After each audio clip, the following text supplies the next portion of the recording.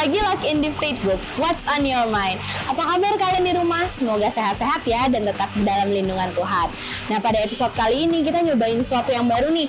Karena kan bosen kayaknya ya kita di studio terus. Sekarang kita nyobain sesuatu yang baru. Kita akan syuting di mobil dan kita akan jemput narasumber kita yang seperti biasa, Pendeta Dedi Kurniawan.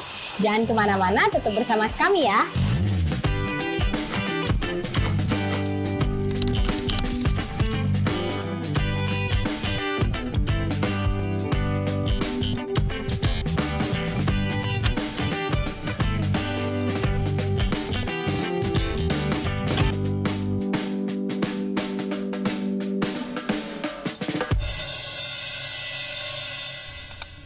Ikutin aku yuk, kita jemput Pendeta Dedi sekarang ya.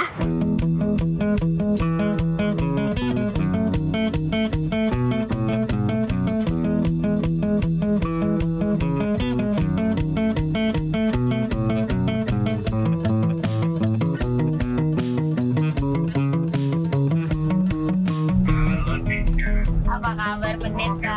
Yesus sudah dekat ya? Oke. Sampai ketemu nanti Pendeta. Kita udah telepon, kita lagi sampai. Bentar ya guys.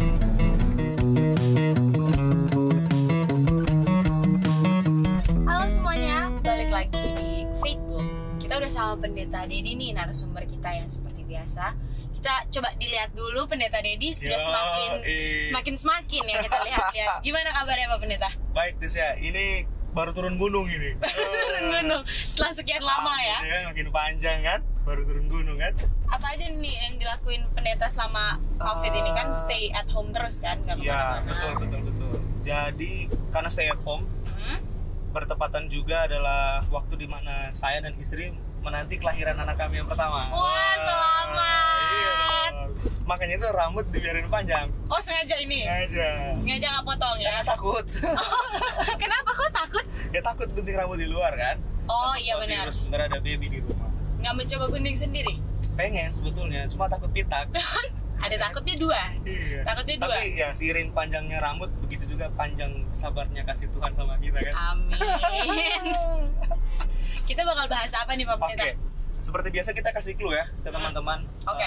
Siapa yang akan kita bahas? Tokoh Alkitab yang akan kita bahas pada kesempatan kali ini. Nama lainnya disebut Hadasa. Temanku itu. Oh, temanku ya? Itu. Teman. Oke. Langsung tahu aku. Kira-kira siapa nama ini? Aku jawab nih. Boleh dong.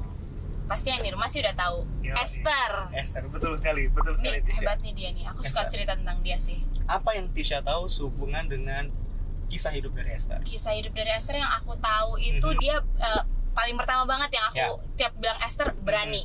Oke, berani. Karena alasan apa berani? Karena dia itu berani melakukan hal yang orang lain nggak lakuin, kayak berbicara langsung kepada raja. Itu kan pada saat itu kalau aku baca ceritanya itu susah sekali untuk dilakukan, dan dia berdoa berpuasa kan ya dia ya untuk mendapatkan apa yang dia mau gitu. Jadi menurut aku dia berani banget sih. Kalau aku jadi dia udah deh aku up aja, mundur, back off.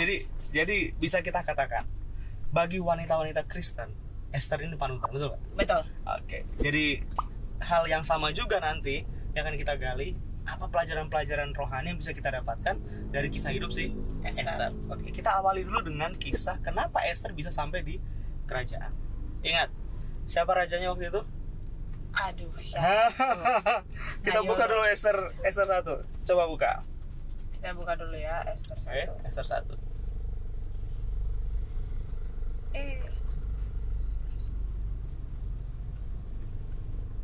Mana dia? Esther, udah hilang Esthernya. Udah hilang kayaknya. Esther. Sebelum Mazmur, bawah sebelum Ayub. Sebelum Ayub nalo. Oh, ada. Begini guys, ternyata pantas hilang.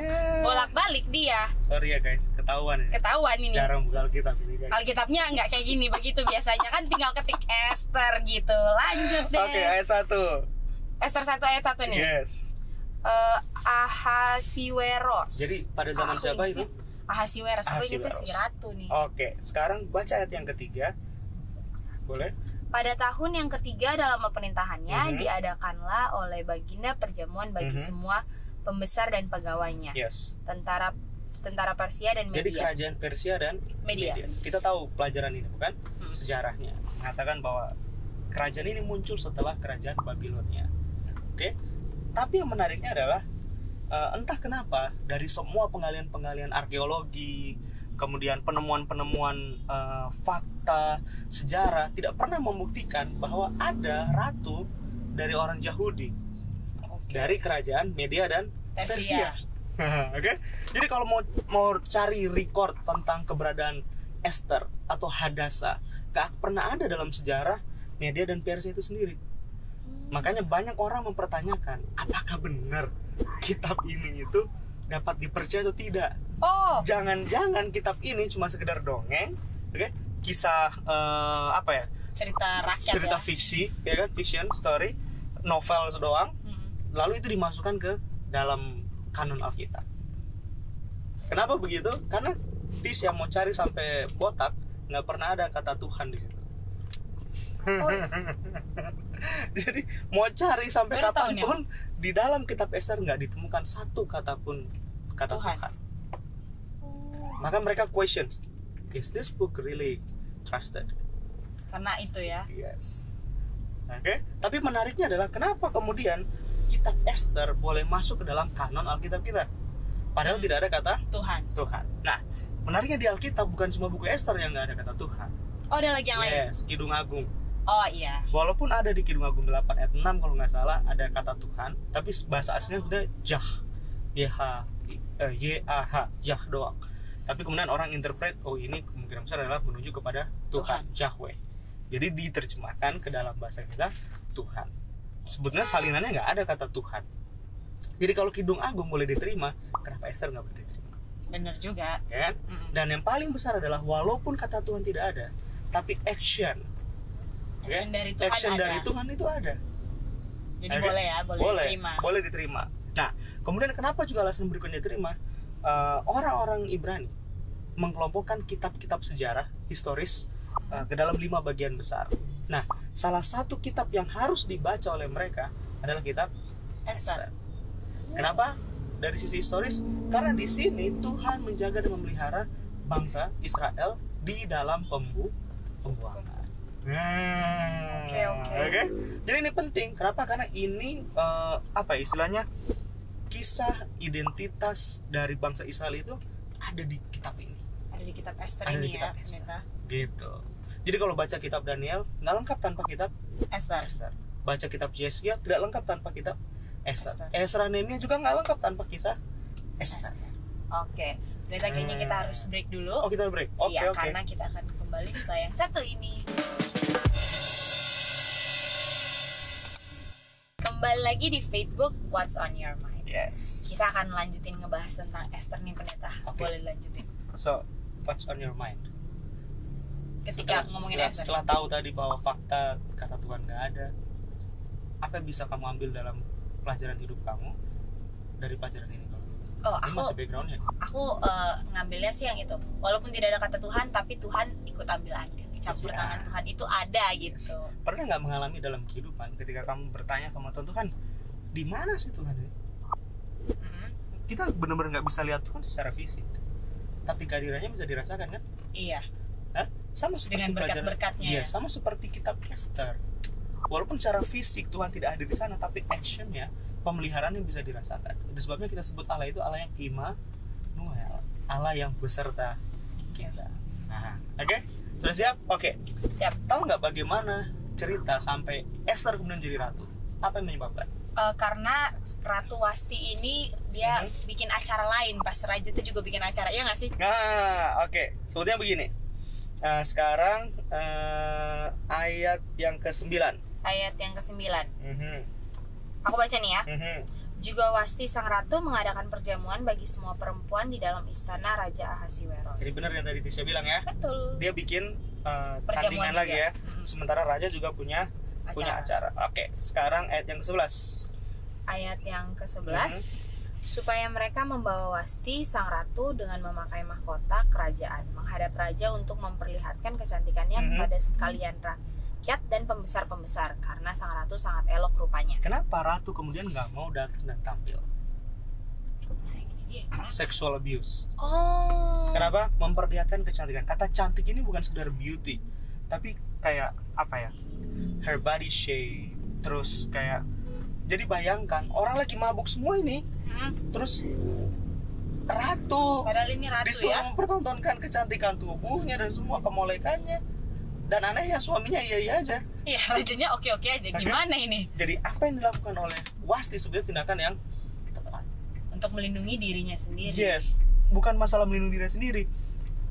Ya bagaimana mungkin kamu sebagai seorang wanita mempertontonkan kemolekan tubuhmu di hadapan para pria yang mabuk. Jadi artinya kamu sementara merendahkan moralmu sama seperti moral mereka yang rendah. Betul. Self defense ini harus ini penting. Ini penting sebagai seorang wanita. Betul. Untuk menjaga kemurnian kesucian tubuh walaupun itu diminta oleh suaminya sendiri. Oke? Ya, oke. Nah, karena dia tolak, akhirnya dia ditolak jadi juga ratu.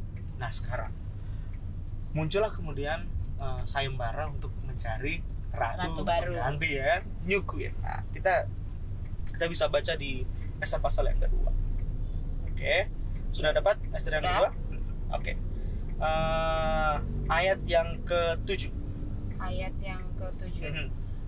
Mordekai itu pengasuh Hadasa, yakni Ester, anak saudara ayahnya, sebab anak itu tidak beribu bapak lagi. Gadis itu elok perawakannya dan cantik parasnya. Ketika ibu bapaknya mati, ia diangkat sebagai anak oleh Mordekai. Ayat 7 ini kalau mau dibahas panjang loh ini, dan ini menarik. Oh, kenapa tuh? Oh, kenapa menarik? Lihat, Ester nama lainnya adalah Hadasa. Oke, jadi Ester punya dua nama ya. Kemungkinan besar dari bahasa Persia, Ester ini ada star. Oh, oke. Oke, star. Jadi Mordekai ini adalah omnya ternyata, karena saudara dari bapaknya. Oke. Nah, dia nggak punya bapak ibu lagi, jadi dia tinggal dengan Mordekai, omnya ya. Pernah rasa bagaimana tinggal dengan saudara jauh nggak punya orang tua? Aduh, belum sih. Belum pernah ya. Belum. Tapi Ester merasakannya. Dan ingat, ini dalam pembuangan. Oh iya benar. Oke, dalam pembuangan. Artinya nggak ada saudara-saudara lain. Memang hanya Mordekai dan keluarganya adalah saudaranya dia. Jadi artinya nggak ada lagi kebergantungan hidup selain kepada Mordekai. Tapi Mordekai melihat ada istimewa dari Ester. Dan bagaimana cara Ester diperkenalkan? Elok perawakannya. Seksi, men. Iya. Hah? Mantap. Iya. Dan cantik parasnya. Jadi perempuan ini, wah, kita pikir hanya di film-film Korea, di Alkitab ada orang kayak gini. Gak main-main dia. Gak main-main. Jadi kalau memang dia ikut kontes, kemungkinan besar menang nggak? Menang. Tapi kan nggak mungkin hanya dia yang elok perawakannya dan cantik parasnya. Ada yang lain pasti. Ada yang lain dari Ester yang bisa dilihat, atau dari Hadasa yang bisa dilihat. Kenapa sampai bisa dia menang kontes? Setuju? Setuju. Oke, jadi sekarang begini. Elok perawakannya, cantik parasnya. Tapi kalau bahasa lain yang lebih bagus dari bahasa ini adalah dia memang cantik, tapi kecantikan parasnya itu, seimbang dengan kecantikan hatinya. Bagaimana bisa tahu? Ayat yang ke-9. Maka gadis itu sangat baik pada pemandangannya dan menimbulkan kasih sayangnya, sehingga Hegai segera memberikan wangi-wangi dan pelabur kepadanya, dan juga 7 orang dayang-dayang yang terpilih dari isi istana raja, kemudian memindahkan dia dengan dayang-dayangnya ke bagian yang terbaik di dalam balai perempuan terbaik. Oke, kenapa bisa begitu? Karena dia baik. Jadi baik orang ini ternyata. Jadi Ester bukan hanya sekedar cantik mukanya, seksi tubuhnya, tapi dalamnya baik. Karakter ini yang tidak dimiliki oleh banyak wanita-wanita Kristen yang seksi dan cantik mukanya. Sayangnya kecantikan muka tidak berbanding lurus dengan kecantikan hati. Aduh. Gawat ini. Loh, iya dong. Gawat ini. Kalau saja ini tercapai, maksudnya dicapai oleh semua wanita-wanita Kristen, apalagi wanita-wanita muda, betapa berbahagianya gereja kita. Bibit unggul. Loh, bukan hanya bibit unggul, Tisha. Saya nggak yakin pemuda-pemuda di gereja tidak betah di gereja. Betul. Ini menarik pemuda-pemuda lain ya. Itulah berkat yang istimewa yang Tuhan bisa berikan sama wanita-wanita cantik, ya kan? Jadi pelajaran penting buat Tisha, bahwa kecantikan wajah itu penting, tapi yang jauh lebih penting adalah ketika kecantikan wajah dan hati itu selaras. Sama. Iya dong. Betul. bagaimana mungkin kita bisa bersaksi jadi seorang Esther di tempat dimana kita ada kalau kita hanya mengandalkan kecantikan Muka kita. Makanya orang bilang kan menang muka doang lu. Benar nggak? Betul. Tapi yang wajahnya biasa-biasa saja, Dengan tapi hatinya baik, orang justru kayak gila ini orang ya. malah lebih jempol lagi. Iya dong, justru dia kelihatan lebih cantik dari yang mukanya cantik. Kenapa? Karena hatinya cantik. Lebih bersinar dari dalam. Jadi jangan khawatir teman-teman. Muka, wajah memang penting, tapi tidak menjamin segalanya. Ya betul. Hati juga harus baik. Yes. Harus cantik juga Betul. hatinya. Nah, ada sebuah penelitian. Aku catat nih, W.F. Albright Institute of Archaeology. Jadi dia mengadakan penelitian di Timur Tengah. Waktu mengadakan penelitian di Timur Tengah, ada satu yang dia temukan. Ini adalah sehubungan dengan Esther 2 ayat 12. Boleh dibaca nggak? Esther 2 ayat 12. Tiap-tiap kali seorang gadis mendapatkan giliran untuk masuk menghadap Ahasiweros, Ya. dan sebelumnya ia dirawat menurut peraturan bagi para perempuan selama 12 bulan, sebab seluruh waktu itu digunakan untuk pemakaian wangi-wangian, 6 bulan untuk memakai minyak mur, dan 6 bulan lagi untuk memakai minyak kasai, Oke. serta lain wangi-wangian. Wangi-wangian ini bahasa Ibrani-nya babash hamim. Babash hamim. Babash hamim. Artinya ini kayak ada rempah-rempah Mhm, dibakar, mhm. asapnya itu nanti melekat di tubuh. Oh, Jadi biar tubuh- wanginya, Nah, tubuhnya tuh oke. wangi dari dalam Itu gitu apa ya. sih kalau perempuan-perempuan itu? Apa ya itu namanya? Kayak- Karena bukan parfum Nah, itu. bukan parfum. Nah, tapi itu orang zaman dulu pakainya itu untuk mengharumkan tubuhnya. Pantas 6 bulan. 6 bulan. Biar melekat itu Yes. wangi-wangian Nah, ya. itu adalah hal yang lumrah yang biasa dilakukan oleh wanita-wanita di sana, terutama wanita-wanita yang ada di Sudan, Arab, oke? Dan ini adalah lokasi yang sama persis seperti yang yang ada di zaman Esther. Oke. Nah, oke? Jadi waktu itu bener-bener bayangin aja ya, udah cantik, ya kan? Wangi lagi. Bentuk tubuhnya bagus, wangi lagi. Siapalah yang nggak tertarik dengan perempuan kayak begini? Sudah begitu hatinya, Baik. baik. Tapi tahu nggak? Apa tantangan terbesar bagi Esther ketika sayembara itu dilakukan? Apa nih? Tahu kan kenapa Wasti tadi nggak jadi ratu lagi kan? Oh iya, Karena dia. karena sexual abuse tadi. Oke, sekarang bagaimana perasaan kamu kalau kamu jadi Esther, terus kamu kepilih jadi ratu, dan momen yang sama terjadi lagi? Ini dia. Kamu tahu bahwa calon suami kamu ini adalah orang yang model-model kayak begini, yang suka mengumbar kecantikan istrinya di hadapan Pamer. publik. Pamer. Dan itu resiko yang harus kamu tanggung. Ya, sedih juga ya. Dia ikut Oke. sayembara kayak gitu. Loh, iya dong. Nah, sekarang ayat berikutnya jadi makin penuh dengan kontroversi. Oke? Ayat yang ke-14. Ayat yang ke-12 dulu deh. Sampai 14 ya dibaca ya. Oke. Tiap-tiap kali seorang gadis mendapat giliran untuk masuk menghadap Raja Ahasiweros, dan sebelumnya ia dirawat menurut peraturan bagi para perempuan selama 12 bulan, sebab seluruh waktu itu digunakan untuk pemakaian wangi-wangian, 6 bulan untuk memakai minyak mur, dan 6 bulan lagi untuk memakai minyak kasai, serta lain-lain wangi-wangian perempuan. Lalu gadis itu masuk menghadap raja, dan segala apa yang dimintanya harus diberikan kepadanya untuk dibawa masuk dari balai perempuan ke dalam istana raja. Ayat 14, pelan-pelan bacanya nih. Oke, ya gelap ini. Nah, kita mencari keterangan dulu. Oke. Pada waktu petang ia masuk, dan pada waktu pagi ia kembali. Oke, terus? Tapi sekali ini ke dalam balai perempuan yang kedua. Oke, pelan-pelan. Boleh baca lagi nggak? Pada waktu petang ia masuk, dan pada waktu pagi ia kembali. Terus? Tetapi sekali ini ke dalam balai perempuan yang kedua. Oke, aku mau jelasin ya. Balai perempuan yang pertama dan kedua itu beda. Balai perempuan pertama tadi itu. Yang wangi-wangian. Balai perempuan yang kedua ini rumah gundik. Oh, oke. Oke? Tempat khusus. Jam berapa dia masuk? Petang. Jam berapa dia pulang? Pagi. Remaja pulang pagi, men. Aduh, gawat ini. What is he doing there? Betul, berarti dia menginap. Menginap Oke. dia. Stay the night. Makanya gini, apakah ini one night stand? Ya juga ya. Tidak terpikir loh sampai situ. Nggak terpikir sampai itu. Makanya tadi aku bilang, ini penuh kontroversi. Tapi kita nggak bisa bikin apa-apa karena miskin informasi di tempat ini. Bagi mereka yang konservatif, mereka akan bilang, kita harus defense dan mengatakan bahwa Esther melakukan apa yang benar. Bisa saja Bible study mereka di dalam. Ya juga sih. Semalam-malaman. Siapa yang tahu ya? Iya kan? Tanda tanya semuanya. Tapi kalau kamu tanya sama budaya-budaya orang di sana, bisa saja mereka tidur. Betul. Dan kalau katanya mereka tidur, sudah dipastikan bahwa raja akan menikahi perempuan itu. Oh, oke. Jadi artinya begitu dia tidur dengan Esther, dia akan reject semua perempuan-perempuan yang lain. Dan dia akan menerima Esther. Dia hanya akan menerima si Esther. Tapi poin yang paling penting adalah di tengah-tengah kontroversi ini, Esther tetap jadi ratu. Tetap jadi ratu dia. Nah, yang jadi pertanyaan sekarang adalah apakah ini semua skenario dari Tuhan atau ini adalah skenario dari Mordekai dan Esther sehingga Esther jadi ratu? Wah, Apakah Tuhan berkenan dengan model kayak begini untuk menjadikan kamu jadi ratu? sebuah kontroversi menguras otak. Iya juga ya. Nah, sekarang dengarkan baik-baik. Untuk prinsip-prinsip yang jelas dan clear tentang kebenaran, dosa itu dosa, Tuhan nggak mau neko-neko.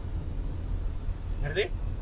Jadi kalau segala kontroversi itu dihadapkan, oke, dan manusia memilih untuk tidak, resikonya kamu gagal, Tuhan punya cara lain supaya kamu berhasil. Ada jalan lain. Loh iya dong? Iya. Oke? Kalau ini skenario buruk dan kamu ikuti dan kamu bilang Tuhan mengizinkan, kamu sementara main-main sama Tuhan. Salah itu. Prinsipnya itu salah. Jadi prinsip untuk mencapai kesuksesan hidup dan sesuai dengan kehendak Tuhan adalah saat kamu katakan dosa adalah dosa. Soal urusan kamu terancam gagal, itu urusan lain. Oke? Kalau kamu memang gagal, saat itu kamu gagal, tapi bagi Tuhan kamu sementara berhasil. Di mata dunia, susah diterima tuh bagian ini. Yes, di mata dunia kamu gagal, tapi bagi Tuhan kamu berhasil. Karena kalau kamu mengukur kesuksesan di mata dunia, kamu gagal. Tapi kalau kamu mengukur kesuksesan di mata Tuhan, kamu berhasil. Karena kalau kamu tidak setia dengan perkara yang kecil, Tuhan gak akan kasih kamu perkara-perkara yang besar. Aduh, ini dia. Oh iya dong. Apalagi ini seorang wanita. Dimana bukan sekedar kebenaran yang perlu dijaga, tapi value sebagai seorang wanita itu perlu dijaga. Itu susah. Jadi kamu bukan hanya sekedar mempertahankan imanmu di sini, tapi nilai dari seorang wanita itu dijaga di sini, dipertaruhkan di sini. Oke? Jadi antara pursue your dreams, oke? Terus kamu harus firm your faith to God. Ini dua hal yang kadang bertentangan ya kan? Gimana caranya kamu bisa mencapai mimpi kamu, sementara di sisi yang lain mimpi itu bertentangan dengan iman kamu. Sering nih. Loh iya dong. Kayak gini. Loh iya. Walaupun nggak sama persis, tapi pasti ada yang mau kejar mimpinya tapi nggak sesuai, terus malah jadinya marah sama Tuhan. Nah, parahnya lagi ketika kamu langgar dan kamu capek kesuksesan kamu bilang lihat Tuhan memaklumi. Aduh. Loh iya dong. Tuhan izinkan, sama seperti katanya ini. Tuhan berikan gitu kan. Padahal Tuhan nggak pernah buat skenario itu. Kita yang buat skenario itu. Tapi Tuhan yang kita sebut-sebut namanya. Oke, pendeta, kita tahan dulu karena kita akan kembali setelah yang satu ini. Kembali lagi di Facebook What's on Your Mind. Nah ini kita kayaknya udah semakin dalam lagi nih. Oke. Jadi di sesi ini aku mau tanya sekarang sama Tisha, sama teman-teman Facebook juga yang di rumah tentunya. Kenapa? Bagaimana kalau kita jadi Esther? Ketika kita menyikapi perkawinan campuran, ini beda bangsa loh. Oh iya. Ya kan? Satu orang Media Persia, satu orang Israel. Satu penyembah Tuhan, satu nggak kenal yang namanya Tuhan. Oke? Ingat kan kalau di gereja kan atau di rumah, jangan pernah kamu membawa diri dalam pencobaan. Ya, punya hubungan dengan yang tidak seiman dan lain-lain. Esther mengalami masalah yang sama. Sulit kan? Makanya banyak yang menjadikan kisah Esther sebagai alibi supaya pernikahan yang tidak seiman itu boleh jalan, walaupun dengan resiko yang sangat hebat, luar biasa. Banyak crashnya. Oh iya, kamu harus berpikir tentang hal ini. Oh wanita loh. Oke? Pertanyaan yang kedua, culture sex before marriage. Ketika dunia bilang ini umum, oke, go ahead. Tapi Alkitab bilang no. Kamu pilih yang mana? Ini pelik. Yes, itu adalah dosa. Tapi bagi kebanyakan orang itu bukan lagi dosa. Itu adalah konsumtif. Sama kayak kamu jajan permen, sama kayak kamu isi pulsa, itu jadi habit normal menurut dunia. Yes. Dan sekarang nggak ada lagi bedanya kan, orang yang menikah dengan pacaran, yang pacaran tampak seperti sudah menikah, yang menikah malah nggak kayak orang pacaran lagi. Kenapa? Karena mereka sudah merasakan sensasi menikah ketika mereka masih pacaran. Iya. Esther dihadapkan dengan hal ini, dan kita juga dihadapkan dengan hal ini. Jadi artinya apa yang terjadi di zaman Esther itu juga dialami oleh orang-orang muda di zaman sekarang ini. Dan ketika Esther seorang wanita bisa menjaga kesuciannya, oke, wanita-wanita di zaman ini pun dituntut melakukan hal yang sama, untuk tetap bisa menjaga kesuciannya. Tapi kita harus mengerti ada banyak hal-hal yang kemudian terjadi dalam kehidupan wanita, sehingga hal-hal tersebut harus tercederai atau ternodai. Tuhan masih punya rencana yang indah dalam kehidupan mereka. Tuhan tidak pernah meninggalkan mereka, walaupun dunia menganggap mereka kotor. Dunia menganggap mereka nggak bagus. Tapi Tuhan tidak pernah meninggalkan mereka. Dan itu jadi pelajaran penting agar nilai-nilai seorang wanita dijunjung tinggi. Oke, sekarang ingat kan waktu kisah di mana Haman kemudian mencoba untuk membunuh Mordekai. Dalam artian Haman ngerti bahwa sepertinya ini orang-orang Yahudi makin hebat ini. Dan ketika diketahui juga bahwa Esther adalah orang Yahudi, orang Israel, tapi Esther harus mengatakannya kepada raja. Esther ambil momen yang paling bagus dan dia katakan kepada raja. Nah, tapi sebelum Esther ambil momen itu, Esther ada di sebuah situasi yang sangat pelik, Tisha. Kenapa? Kalau dia ngaku, maka kebinasaan akan berlaku juga buat dirinya ya. Oke. Mempertaruhkan nyawa juga ya. Nah itu dia. Sekarang tolong baca Esther 4 ayat yang ke-14. Esther 4 ayat yang ke-14. Sebab sekalipun engkau pada saat ini berdiam diri saja, bagi orang Yahudi akan timbul juga pertolongan dan kelepasan dari pihak lain, dan engkau dengan kaum keluargamu akan binasa. Siapa tahu, mungkin justru untuk saat yang seperti ini engkau beroleh kedudukan sebagai ratu. Oke. Ini pelajaran penting bagi kita orang Kristen, bahkan bagi orang Yahudi saat itu. Mereka percaya bahwa kehadiran Allah itu hanya bisa hadir. Maksudnya Allah itu hanya bisa hadir pada saat momen-momen religius di mana kita menyembah Dia, oke? Ada ibadah, baru Tuhan hadir di sana. Dan kalau Tuhan hanya hadir di tempat ibadah, di mana aspek karakter Allah yang omnipresent, yang selalu hadir di mana-mana. Kita lagi rekaman di mobil ini, kamu percaya Tuhan hadir di sini? Harus percaya. Yes, Tuhan hadir bersama-sama dengan kita. Hadiratnya bisa kita rasakan. Artinya tanpa sebuah religious act, ritual, Tuhan pun bisa hadir dalam kehidupan kita. Jadi dalam situasi yang pelik sekalipun, Tuhan bisa hadir dalam situasi itu, Tisha. Oke? Jadi jangan kita berpikir bahwa hanya di gereja doang Tuhan hadir. No. Enggak. Di mobil ini juga Tuhan di mana saja Tuhan bisa hadir. Tapi yang jauh lebih penting adalah apa yang Tuhan bisa buat dalam kehidupanmu ketika Dia hadir dalam hidup. Dan yang paling penting lagi adalah apakah engkau akan izinkan Tuhan untuk berkarya dalam hidup, untuk melakukan sesuatu di momen-momen itu. Esther ada di momen itu ketika dia sulit untuk mengatakan sama raja bahwa gua orang Kristen. Susah dia tuh. Karena nyawanya juga kan yang tertaruhkan. Iya dong. Banyak anak-anak muda, yang berusaha untuk menutupi jati dirinya sebagai orang Kristen. Kenapa? Karena risiko kalau dia kasih tahu, he may lose his job. Ya kan? Mungkin kamu akan kehilangan cintamu kalau kamu mengatakan no. Tapi Esther harus melakukannya.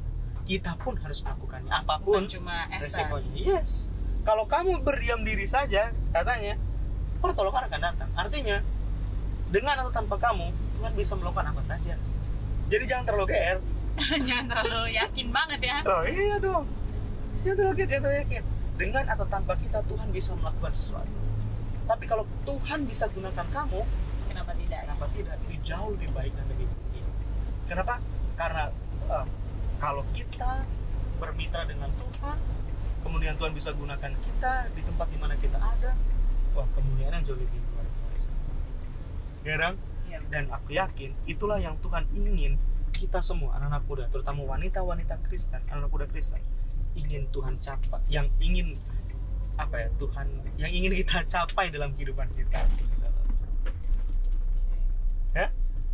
Jangan diam-diam. Main lo ini harus diserap dengan baik. Secara aku juga wanita supaya semakin dekat dengan Tuhan dan tidak salah-salah lagi ke depannya. Nah, kenapa kemudian nama Tuhan tidak ada di situ? Ini pelajaran penting lagi ya. Kita kembali lagi ke pelajaran yang pertama tadi ya, Tisha. Iya. Nama Tuhan nama yang kudus.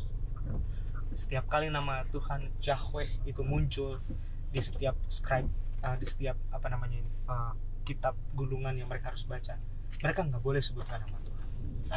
Silent. Karena ini suci, sacred name, JHWH. Makanya mereka kemudian sebut dengan sebutan lain namanya Adonai. Oke? Nah, kalau saja mereka sebut nama Tuhan dengan sembarangan dan sia-sia, mereka tahu hukumannya. Oke? Jadi mereka udah tahu ya. Yes, makanya kan hukum ketiga adalah jangan menyebut nama Tuhan dengan sia-sia, sembarangan. Nah, yang jadi masalah berikutnya adalah hal itu mereka lakukan dengan cara mereka tidak menghormati kekudusan Tuhan. Ketika mereka menjadi serupa dengan bangsa-bangsa yang tidak mengenal Tuhan. Makanya Tuhan izinkan pembuangan itu berlaku dalam kehidupan mereka. Jadi mungkin itu salah satu hal juga kenapa nama Tuhan tidak ada di situ. Kenapa? Karena mereka tahu pembuangan adalah hasil dari menciderai nama Tuhan. Jadi ini memang begitu adanya, ada alasan juga kenapa. Baik, jadi artinya begini, absennya Tuhan dalam hidupmu adalah karena kamu tidak menjaga kekudusanmu. Bukan karena Tuhan pergi meninggalkan itu aja. Iya dong. Ya, bagaimana mungkin sesuatu yang kudus bisa hadir di dalam yang tidak kudus? Gak cocok. Iya dong. Fresh dia. Iya. Makanya Tuhan bilang selalu kan pesannya adalah kuduskan hidupmu. Karena Tuhan hanya bisa hadir di sesuatu yang kudus. Jadi kalau kita mau Tuhan gak absen dalam kehidupan kita, kuduskan hidup kita. Dan pekerjaan kekudusan bukan pekerjaan kita, tapi pekerjaan Holy Spirit, Roh Kudus. Setiap hari kita jatuh, betul? Kita manusia yang lemah dan berdosa, tidak berdaya. Tapi ketika kita tidak berdaya dan bergantung sama Tuhan, ini yang Paulus katakan, justru di dalam kelemahan lah, justru dalam kelemahan kuasaku menjadi sempurna. Oh ya. Jadi bukan karena kamu kuat, lantas kuasa Tuhan sempurna. No. Karena kita lemah. Kamu lemah. Justru di saat tidak berdaya, pertolongan Tuhan itu boleh hadir. Ya, kalau kita udah kuat, buat apa kita butuh Tuhan? Jadi. Nah itu dia. Kalau kamu merasa kamu kuat, kamu nggak perlu Tuhan. Jadi sombong. Apalagi wanita-wanita sekarang. Iya kan? Mungkin mereka wanita-wanita yang merasa kayak gue wanita karir, men. Gue punya pendapatan, ya kan? Gue punya rumah, gue punya mobil. Apa yang kurang? Iya kan? Iya nih. Tapi ada satu hal yang wanita butuhkan, kehadiran Tuhan. Sebagaimana juga laki-laki membutuhkan kehadiran Tuhan. Gimana Tisha? Kita ambil kesimpulan ya? Ya, boleh. Oke. Tisha lah, ambil dulu 1 atau 2 kesimpulan. Apa yang Tisha bisa pelajari dari pelajaran Esther kali ini? Oke. Kalau aku tadi yang baru aja, kita harus menjaga kekudusan kan, supaya Tuhan hadir, supaya kita juga tetap dekat sama Tuhan. Dan yang kedua, kita harus berprinsip. Kalau misalnya itu dosa, ya jangan lakukan, jangan abis itu kita lakukan terus ya udahlah Tuhan bolehin. Padahal mah enggak. Padahal dan apalagi udah tahu tapi ya udahlah enggak apa-apa. Nah itu. Betul. Jadi kunci untuk mendapatkan kesuksesan adalah ketika kita bisa menyandingkan kisah hidup kita dengan Tuhan. Ini pelajaran penting, Tisha. Di dalam sejarah bangsa-bangsa kafir, kenapa nama Esther tidak ada? Karena Esther umat Tuhan. bangsa ini tidak mengenal Tuhan. Jadi ketika ada umat Tuhan yang jadi bagian dalam kehidupan mereka, ini adalah kegagalan besar dari mereka. Kenapa? Karena ada bangsa lain yang masuk menyelundup. Makanya nggak pernah. Jadi untuk kisah-kisah kegagalan bangsa, mereka nggak pernah sematkan di catatan sejarah mereka, karena itu dianggap kegagalan. Oke. Nah, sering sekali catatan hidup kita tidak menyertakan Tuhan, sehingga nama kita pun nggak pernah tercatat dalam buku kehidupan. Aduh. Jadi artinya gini, orang dunia, bangsa-bangsa kafir ini tidak pernah menyertakan Tuhan dalam kehidupan mereka, sehingga sejarah mereka bertolak belakang dengan isi Alkitab. Sementara orang-orang yang percaya sama Tuhan, mereka sertakan Tuhan dalam sejarah kehidupan mereka, sehingga namanya tercatat di dalam Alkitab. Jadi ini pelajaran penting buat kita. Setiap tindakan yang kita lakukan untuk mengubah sejarah hidup kita, pastikan Tuhan kita libatkan. Sertakan Tuhan. Kenapa itu penting? Itu yang menjamin masa depan kita. Kita nggak tahu masa depan kita seperti apa, Tisha. Masa depan kita hanya sama Tuhan. Nah, makanya kalau kita bergantung sama Tuhan, itu artinya masa depan kita sudah dijamin sama Tuhan. Wah, indah banget itu. Apa yang lagi yang perlu kita takutkan? Jadi, karena kita sudah sampai di tujuan, kalau gitu kita langsung berdoa. Karena kita sudah mengambil kesimpulan. Jadi siapa yang berdoa nih? Saya berdoa ya. Oke, mari kita berdoa. Tuhan yang baik, terima kasih kesempatan yang indah di mana kami bisa mempelajari firman-Mu, kisah Esther yang telah memberikan kami pelajaran berharga. Bagaimana kami bisa menjaga kekudusan kami sementara kami ingin mencapai impian kami di dalam kehidupan ini.